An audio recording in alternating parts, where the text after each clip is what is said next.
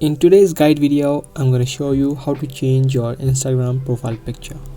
Stick with me till the end and let's get straight into it. Firstly, from the home screen of your Instagram, all you need to do is tap on this profile icon on the bottom right of the screen and it will take you to your profile section. Now all you need to do is tap on edit profile right here. After you do that, you can see an option of edit picture or avatar.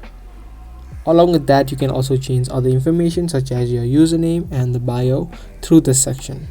Now you can tap on edit picture and you can tap on new profile picture and then choose the photo or the picture that you want from your gallery. After you choose the picture, you can see a similar interface. Now from here you can change the filter that you want to apply to your profile picture. You can also tap on edit and edit it even more, such as the brightness, the contrast, and many more options. After you made all the changes that you want, you can now tap on the arrow on the top right.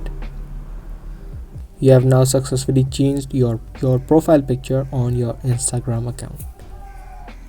I hope this video helped you out. If it did, subscribe, share, and also give this video a thumbs up. That's all for today. Thanks for watching.